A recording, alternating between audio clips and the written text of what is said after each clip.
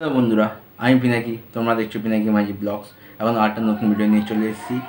এই ভিডিওতে কথা বলবো কিছুক্ষণ আগে জিও স্টুডিওর তরফ থেকে মা যে অফিসিয়াল ট্রেলার সেটা ড্রপ আউট করা হয়েছে। মুভিটার নাম হচ্ছে মা, তার অফিসিয়াল ট্রেলার এসে গেছে। যারা যারা দেখোনি একটা কথাই বলবো, গিয়ে দেখো, জিও স্টুডিওতে তোমরা পেয়ে যাবে।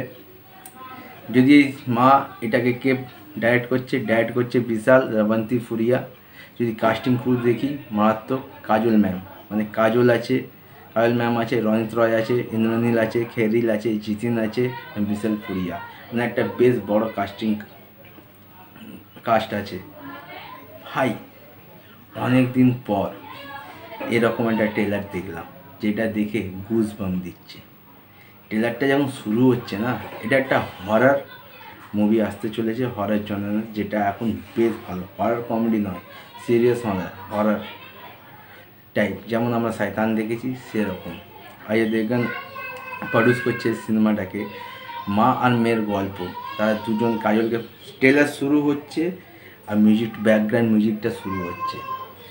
কাজল তার মেয়েকে নিয়ে কোনো এক জায়গায় যাচ্ছে জঙ্গলের মধ্যে দিয়ে। যখন গাড়িটা ক্রস করছে না, দেখবে জঙ্গলের ওপরে একটা মেয়ের ডেড বডি ঝুলছে। আর ঠিক সেই সময় কাজলের কাছে একটা বাচ্চা মুখ গাড়িতে এসে ধাক্কা খাচ্ছে। ভাই সঙ্গে না গায়ে গুজবাম্প দেবে।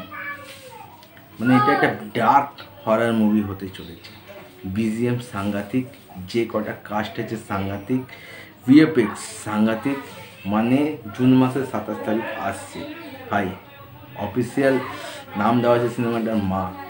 মানে এখানে মা কিভাবে তার বাচ্চাদেরকে রক্ষা করবে, নিজের মেয়েকে রক্ষা করবে।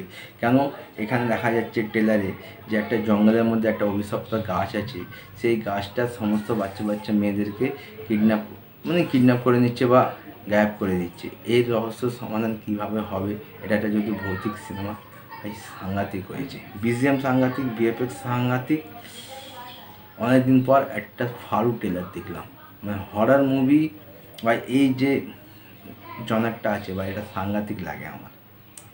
অনেকে বলবে এটা তো মুঞ্জিয়ার মতো, কারণ মুঞ্জিয়া তো একটা ব্রহ্মদত্তর কাহিনী ছিল, কিন্তু না, এটা মুঞ্জিয়ার থেকেও এক লেভেল, আমার টপ নচ লেগেছে। যারা দেখোনি প্লিজ যাও জিও স্টুডিওতে মায়ের অফিসিয়াল ট্রেলারটা দেখো, তারপর তোমরা নিজেরাই বলবে ট্রেলারটা কেমন করেছে। আবার যদি ভিডিও এটুকুই, তারপর 4টা নতুন ভিডিও নিয়ে ততক্ষণ টাকা।